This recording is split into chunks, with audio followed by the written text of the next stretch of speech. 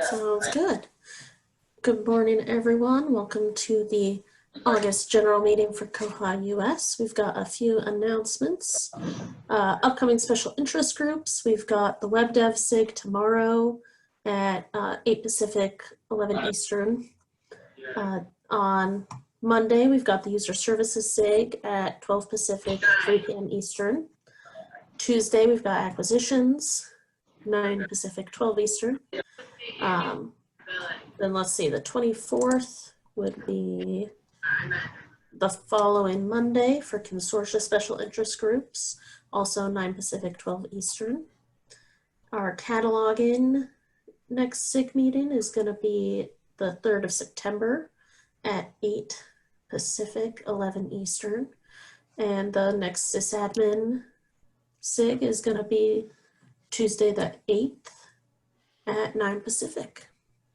So we've got lots of great things going on there, and you should definitely check it out if you're interested. There's all the ones I've gone to, there's always been great discussions. So definitely check those out. We also have some new Threadless merchandise available, and there's a link to the shop on the agenda, but I can also go ahead and share. So we've got some merch for our online conference that's next month, Online Together, with our great logo from Jason. We also have a new shirt with one of the logos that we had for Kohathon that we didn't end up using there, but we liked it, so we decided to put it on some merch. And we've also got some masks available now, because Threadless has masks available, and they're donating a portion of their shares of their proceeds to MedShare to help combat the virus. So we've got some good merch there available now. And I will also in the chat. So you mind if I make a request that if you're not speaking, that they mute? Only unmute if you're speaking. Thank you. Okay. Coming soon, we've got some educational videos. Christopher and George for the education committee put together a video that's going out Thursday. It'll be live on our YouTube, so check that out. And we're going to be doing some more, so keep your eyes peeled for that. Any other announcements? Hey Lizette, what's up with the books and crafts group? Are you guys meeting again? Yes, I think we hadn't picked a date yet. I emailed Margaret this morning because we hadn't picked a date when we had our last meeting. I think we talked about trying to have some of our meetings at times that some of our international colleagues could join us, because we know that there's some folks internationally who also read books and craft. And so we're, I think, going to try to coordinate our next meeting to be probably on a Saturday morning for us, I think was when we figured it out. But Margaret and I are still figuring out the time and the next book. We had given people a couple weeks to make suggestions, and then we're gonna pick one this week, hopefully. So I'll send an email and so we can get it on the calendar once we know. Thanks for checking in. Annual conference update. So the biggest thing for the annual conference updating right now is the presentation deadline, which is at the end of this meeting. So if anyone's interested in presenting at our online conference next month, we're still accepting presentations right now. We have a conference meeting right after this meeting in the same room. So if you're interested in presenting, even if we asked for like information for the committee and information to go in a pamphlet or like a conference schedule for attendees to be able to see. But if you haven't written something up, but you know like vaguely what you want to present on, if you're interested, we're also asking for workshops. I know we have a couple of those lined up, but we're hopefully going to be putting together the rough schedule at the meeting right after this one. So if you're interested in presenting, that is still open, and I will drop the link to the forum in the chat.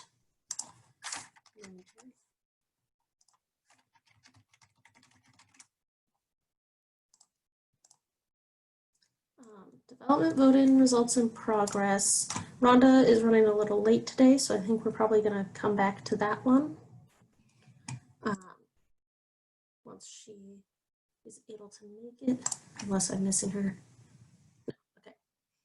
We're still looking for a couple volunteers for social media help. We have our YouTube, Facebook, and Twitter accounts, and if anyone's interested in helping out a little bit there, you know, we're not posting like 10 things a day or anything, you know, just a little bit of social media experience and help share all the great things that we're doing around. So if you're interested in that, you can email info@koha-US.org. And I'll also be sending out an email later today asking for volunteers if anyone's interested. And thank you, Megan, who's been doing a great job with the social media. So conference committee reports, pretty much since the last meeting, you know, we announced at the last meeting that we're going to do online. We're still figuring out the schedule, and we should have some more information after our meeting today. And that's pretty much the only information. Does anyone have any questions for the conference committee?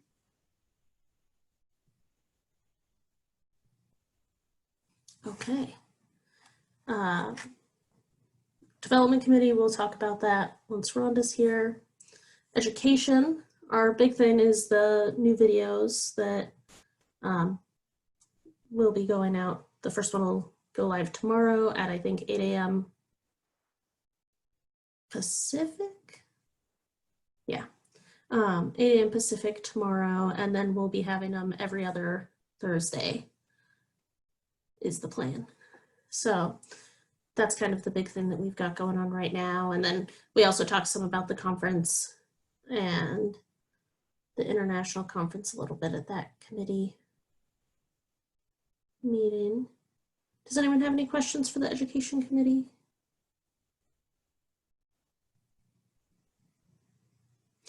Okay. Fundraising, Todd. Yeah, I wish I had something to report, but at this time, nothing to report. Does anyone have any questions for the fundraising committee? Okay. John, for the finance committee. I have a question. Oh, wait, yes. Sorry. One of our projects that we've done, we're kind of in a rural area, not kind of, we are. And for this area, we have the, what is it, Foundation Center, Grant Foundation Center. I'm not sure if you're familiar with that, but they keep track of grants and things like that, that small businesses and nonprofits and things like that can use. Have we considered anything like that, anything related to COVID that might be applicable? In particular, Chris, just COVID, how would that apply to I don't know. grants? I was just wondering if we had considered anything like that. I'll keep an eye out. Yeah, it'll be great. I know that we have access to you know, to some resources. If you'd like them, I can go ahead and forward them to you. You can also look for different grants. How COVID would relate, I mean, I can think of a number of different ways COVID, we may be able to use that for grants for particular libraries. I don't know how we'd be able to use it for the organization. But Yeah, if you find something, please. And if it looks like it's going to be with the organization, or if it's even going to be to a local library and there's some way that we can be assistive, please let us know. We'd be happy to try to work with you and do what we can to try to source some funds. Okay, thank you. Excellent. Thanks for bringing that up. Mhm. Thanks, Christopher and Todd. John, would you like to do the Finance Committee report? Sure thing. Much like with a lot of the other committees, there's not a whole lot to report this time around. With the first half of the year over, this is the time of year normally the Finance Committee and our financial activity generally would all be circulating around the upcoming annual conference. Going virtual, there's not a need for really much or any of that activity, so there's not a whole lot to report.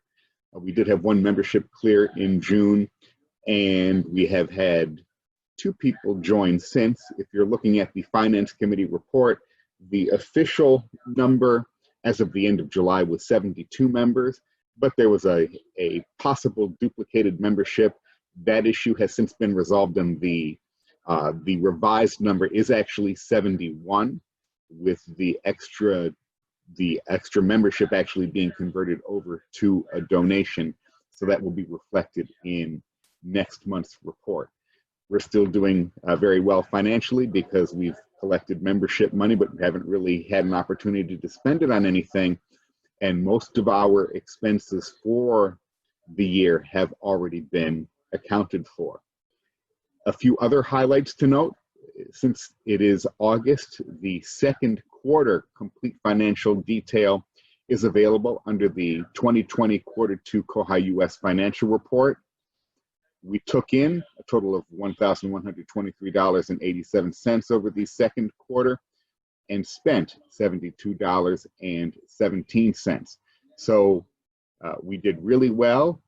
Keep in mind, most of that $1,123.87 actually came in as a result of donations received during the April Kohathon event, which now seems like it was a million years ago, when in fact it was actually only less than 4 months. Still, that's provided us with a good deal of income, and we are sitting very well financially right now, even without the traditional functionality and increase in income and subsequent expense related to any in-person conference for 2020.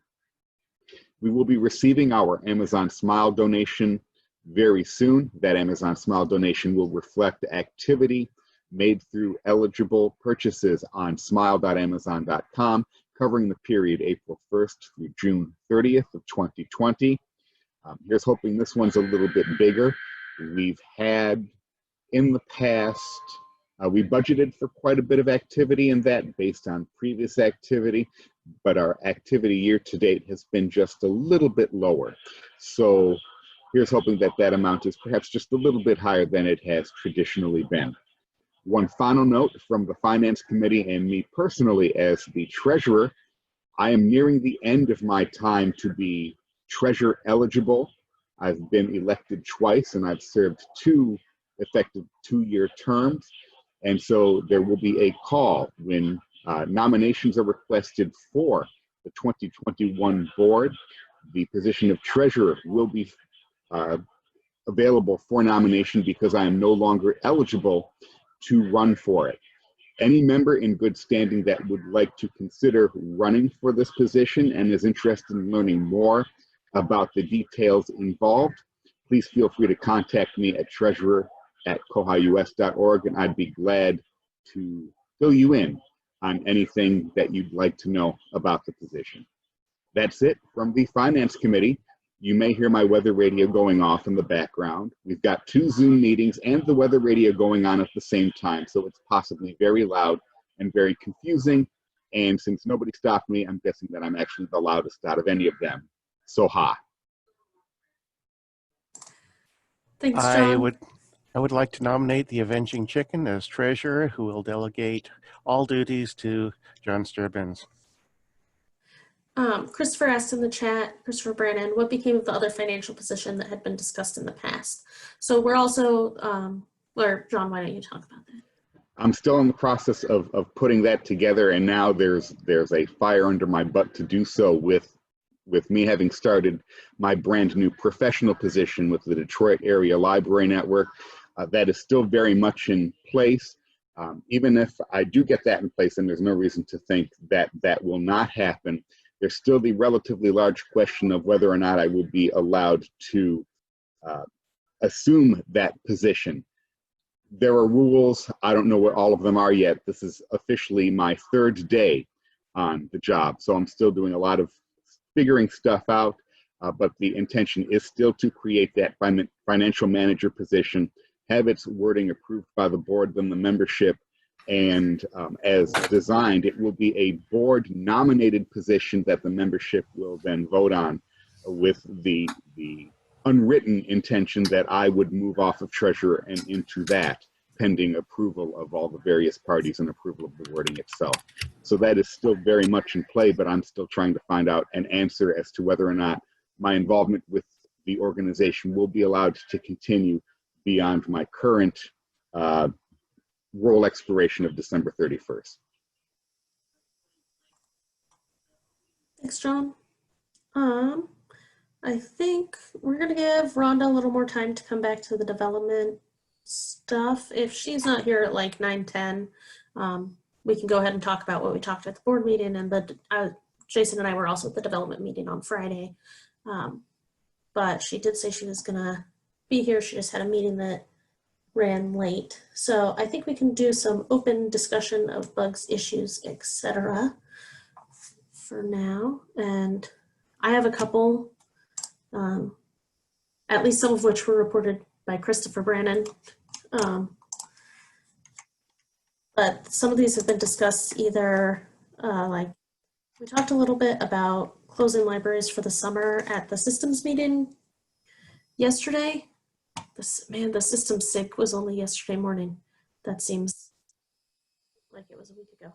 Okay, yesterday was a busy day in Lake Tuck County. So this is bug 12450, and it's closing libraries for the summer, and just some information about like, this would have been especially helpful when some libraries were closing in consortiums, especially. Being able to like have one centralized place where you can say, I want to close this library either until I turn it back on or until a specified date, and just have a lot of things that you can do all at the same place instead of having to like go turn off the pickup location in the library section and going and changing the circ and fine rules. Having like one place where you could do it was what Christopher proposed here. If you think that would be helpful, please comment on the bug. Because yeah, this is something we deal with every summer, closing the schools in our consortium. We're like 50-50 public schools and libraries, public libraries, and like all our schools close over the summer. And so we've got a whole like 12-page document about here are all the things you need to do and when you need to do them. But being able to have it done through Koha would really simplify things in the future. So I'm going to chime in, Lizette. I will actually put a comment on this. We have one library set as closed as best we can right now because we're building a new building and we had to tear down the old building. So it will reopen at some point, but right now you're right. It's a higgledy-piggledy of hiding them in the OPAC and making their holds not available, all that stuff. So it'd be really, really nice to be able to just have from X day to Y day and have all that happen in one spot. And then I don't have to remember to like do all of the things when they open back up again. So thank you. yeah, and you said you had a bug to talk about. I do actually. Let me throw that into chat. This is a relatively new bug as of like this week. We use PayPal and our patrons love it. What we don't love is when they pay for things that are less than $1 because of the PayPal fines. That means that we don't get to collect a lot of it when you pay a quarter in your fines on PayPal. So we've tried to do things like hiding things with jQuery and whatnot, but of course we have a pretty tech savvy population and they can unhide things. So it still happens. It doesn't happen very often, but it would be really, really nice to just have a minimum threshold option in so that, you know, it would save us money. So if anybody else is using PayPal and would also like this, please leave a comment or write a patch, because I don't know how to.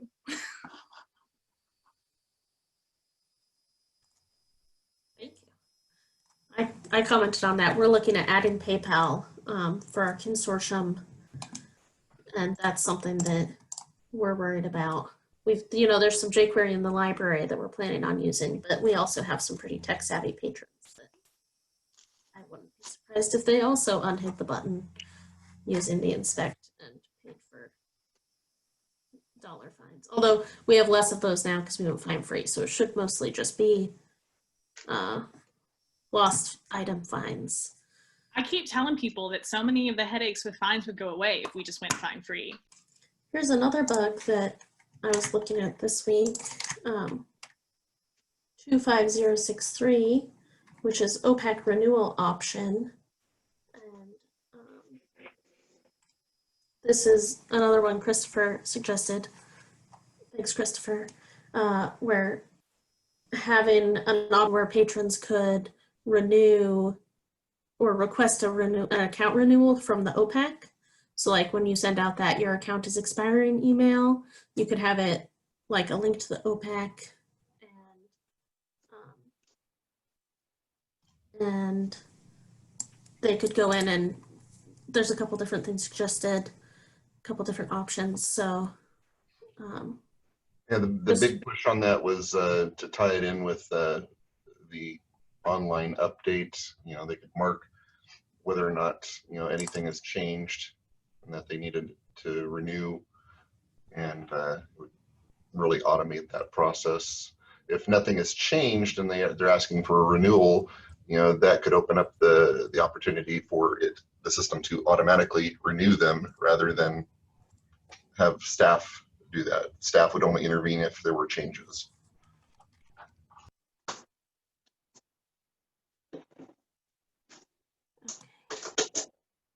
Elaine, you said you had a bug you wanted to talk about? Yeah, it's a problem for I guess libraries like ours, which is a small research library as opposed to a public library or even a university library. It's the cart. People have decided that when they put something in the cart, it means they're ordering it. And it doesn't work that way. So I was hoping we could maybe come up with either a list of alternative, you know, a pull-down menu that you could set different things to call it, or the ability to edit it yourself. Though from what I understand, it's actually it's linked into a bunch of different places, messages like, do you really want to empty your cart, and that sort of thing. So it's not a simple thing of just labeling a button.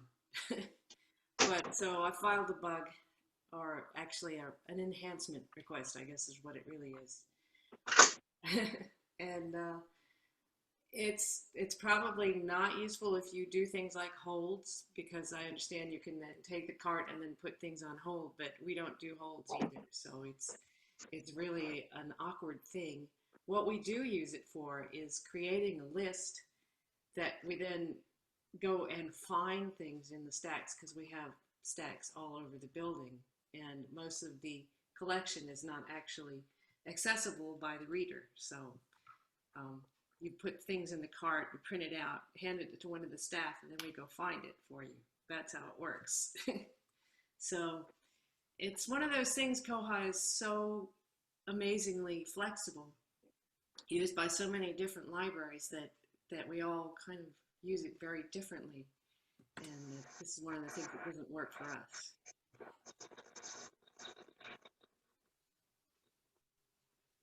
We've also had a lot more confusion with that since we've been closed, where people are like placing all their holds online. I mean, we're open again now, but a lot of people are still doing just curbside pickup for holds. And we'll have a lot of people who are like, I added it to my cart, but it's not showing up on my holds.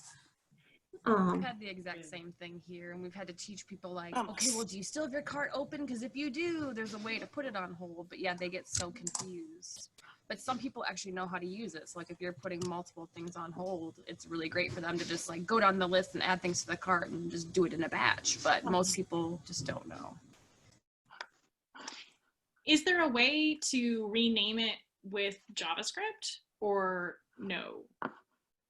Yeah, Lucas does that quite a bit for people. He'll rename it, but there's still other areas in the OPAC That refer to it? that need to be renamed as well. Okay. Well, it would be kind of nice. I always thought it'd be nice if there was a message bubble that if you hovered over it, that it gave a quick, brief explanation. That would be good UX for sure.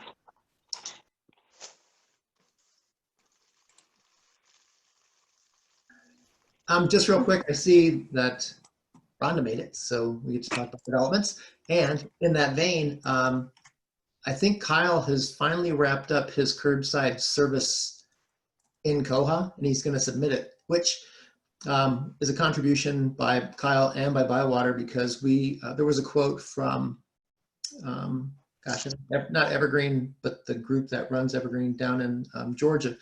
They want to do it, I think, for $12,000. So that's coming to the community.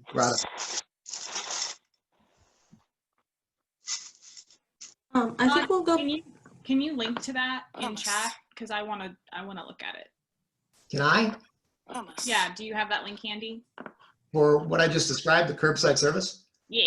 No, Kyle's the one who's got all that, and he's off on Monday. Okay. Cool. Just letting you know, he brought it up in our team. Okay. He just brought it up in our team meeting that he's just about wrapped it up. He's actually done. He just keeps going back and nitpicking it and fine tuning it and doing some other things. So he's ready to submit that community.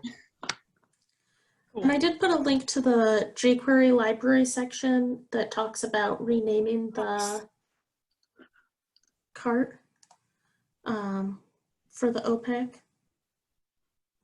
So if anyone's interested in that, I thought we could jump back to the development stuff since Rhonda's here. Yeah. Sorry about that. Meeting went long. But... Okay, so I think, I don't know if everybody got the email that I sent to koha-US members, but we completed the development voting cycle, and the development that was about adding, I'm still trying to pull this stuff up from the last meeting, about, hang on a second, I'll actually get this up and then I won't sound like a babbling idiot.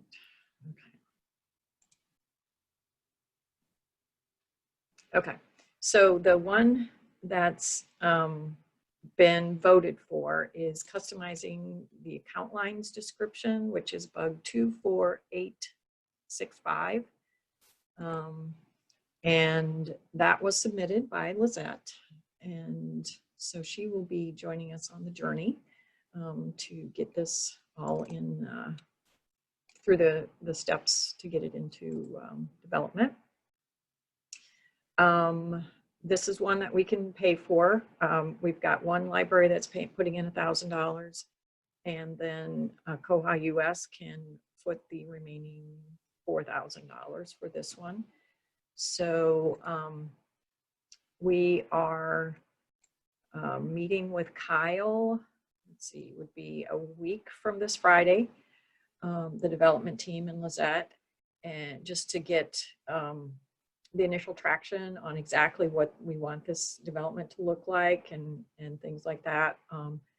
And then we will, I need to be speaking with the library that pledged the $1,000 on it, which I think was Nichols or Seckles or one of those two. And then the development committee is also looking at, okay, so that's, set that aside. You know, we're going to be moving forward with that particular development. The other discussion that we had at the development meeting was how to make this whole development process more, I don't know what the word is, easier to get things developed in the process. We came up with kind of ideas about maybe not having the, 2 times a year voting, but maybe having developments submitted that were then vetted by the development team. Pardon me. And then we would have a dashboard web page, on our website that would indicate kind of thermometer amounts of funding, and when a development got to reached the critical funding amount, if we weren't able to, if koha-US couldn't fund it all. Because one of the things that we sort of noticed is the developments that get submitted are the ones that libraries can't really afford on their own. They're more expensive. And so we talked about, when we're vetting a particular submission, we could set a trigger point, if you will, for, when this one gets funded 25% by other by libraries, then Koha can fund the rest of it, or maybe this one's way more expensive, so we have to say when it hits 50% or whatever funding, then we can, Koha will trigger that and fund it. So yeah, we've got a document started, and we're kind of going through that, trying to iron out some of the different processes, but just really trying to change this whole process up to make it easier for us to get developments into the development cycle. So questions about that? Curiosity?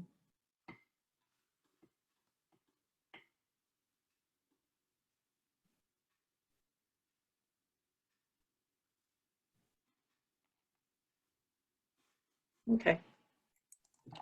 Thanks, Rhonda. Okay, and let's see, I think, looking back in my notes, Fred had something he wanted to talk about with the open discussion. Yes, just my experience with a virtual conference that I'm attending now. What they have done is have people put up their slides and record their commentary. So you're watching a video, and then they've scheduled 1-hour sessions for people to log on and discuss. And the first, this is just the 3rd day of the conference, and it's the first time they've tried it, but it's not many people are showing up for the discussions. And I'm not sure that you could actually get enough people to make a 1-hour discussion fruitful. Just a thought you might have for the conference.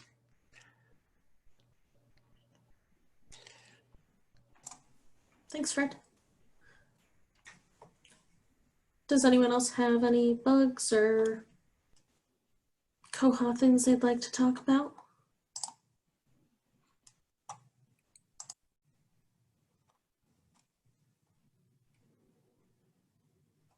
Well, I have a couple more.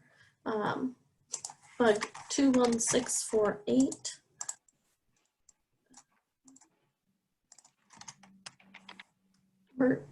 Patron merge merges duplicates patron attributes. So if you have, we've had a much higher number of patrons we needed to merge where people didn't think they had an account or thought it had been deleted and self-registered for a new account. So we've been doing a lot more patron merges lately, and we have some patron attributes that are not repeatable that then we had one patron that had made 4 self-registered accounts because they weren't reading the instructions and didn't understand. And so then they ended up with like 5 of one attribute because they already had it, and then they had it for each of their self-registered accounts. And it was just, it's like an attribute that should only be available once per patron. And so this is an issue here. And Christopher commented in the bug that there's not an easy way to clean up multiple patron attributes. You know, you can, when you duplicate the patron, if you go in and look at it, you can clear out each one individually of the duplicates. And then when you save, you don't have duplicates anymore, but it can be very time consuming to do that. So especially if you have self-registration turned on, you might be interested in this.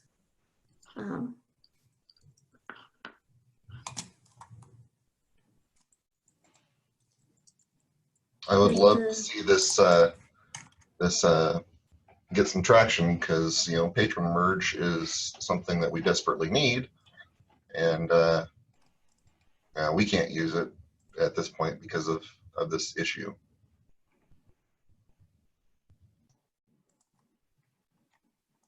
And then I also have bug 25619, add ability to adjust expiration date for waiting holds.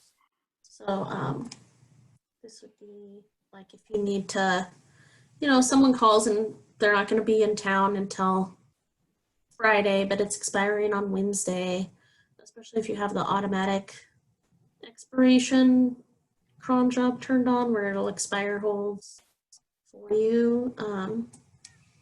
Being able to just like extend that or change it, or like we basically did this when we did when we were closed, we didn't expire any holds for like really actually until we reopened, except for a couple specialty items that were in high demand. So being able to just like go in and extend all those dates would have been really nice in the system. Because we have like reports we run about items that have been on the hold shelf too long, that are usually have walked off somehow. I'm for stuff like that, as long as there is a way to disable that.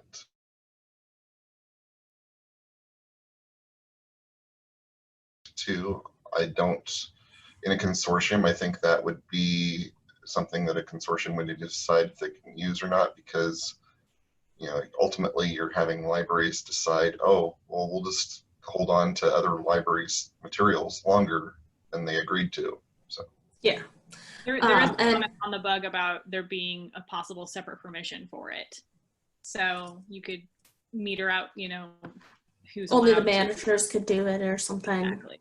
Yeah. So it's like you have to get the manager override kind of thing. So that's another one that I've got. There's also an older one. I've been doing some stuff with patron attributes, so I ended up finding a couple patron attribute ones. Bug 20958 is a request to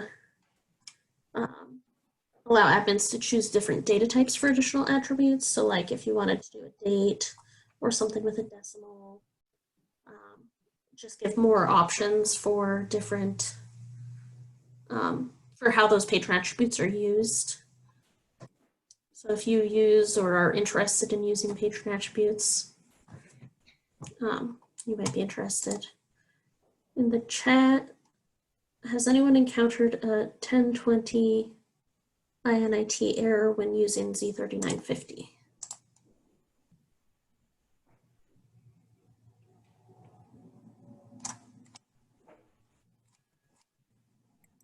I'm pretty sure we haven't, because I know my catalogers would be in here the instant we did, so I would have heard about it.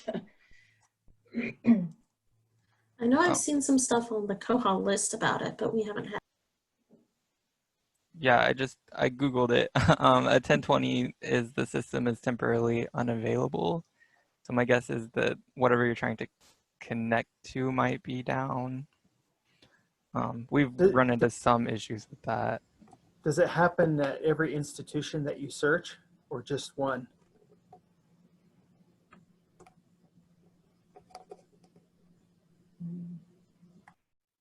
Happens when is trying to connect to our server so they can harvest our data to have it populate in real time on the Discovery service. So, because our IT guys can get through it on the Yaz application, they can connect. And when OCLC tries to connect through the Yaz application, they can. But then when they go into their Discovery service, it just shuts down for them. So I'm not really sure exactly what is going on there. But yeah, so I was like, you know what? I will ask the Koha community and see what they say, because I don't really understand too much on the technical side of what could be happening. That's a good question. I'm wondering if there's a port or something on the firewall.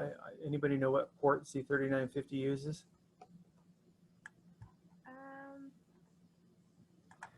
Generally, I think it depends on the server. Monica, is that you? Yes. Yes. Hi, Fred. Hey, welcome. She's from a university that sort of inherited their COA system. I invited her to come. Welcome aboard, Monica. Thank you. See, we hardly ever bite. So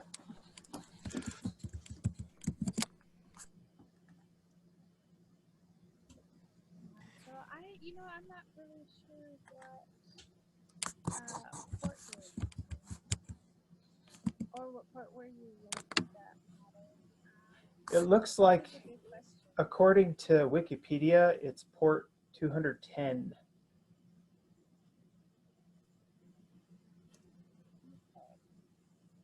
But there are dozens of other port numbers used worldwide. Let me put this in the link for you. And of course it's Wikipedia, so who knows, right? But I'm going to put it in the chat.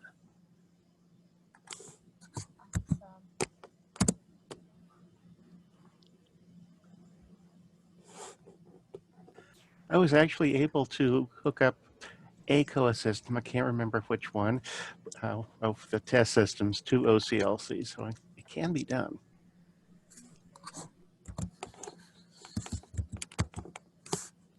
My problem is I don't know what to do when I get an error message. I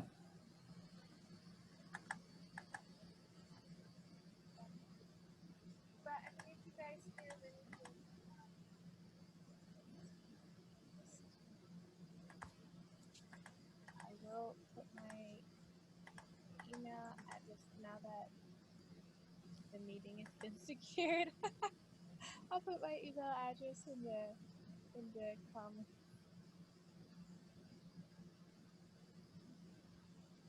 Oh, there we go.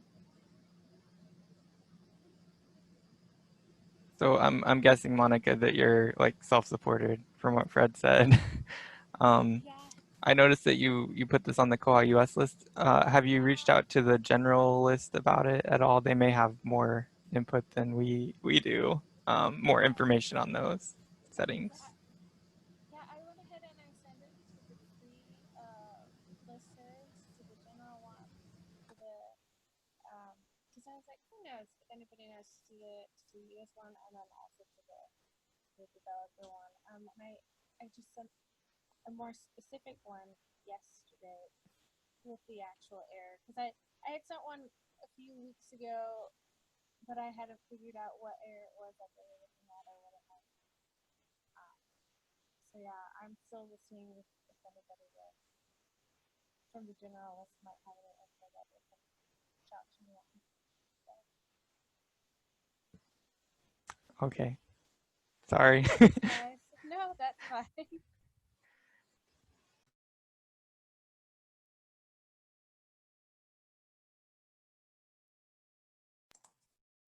Anyone else have any bugs or anything they'd like to talk about today?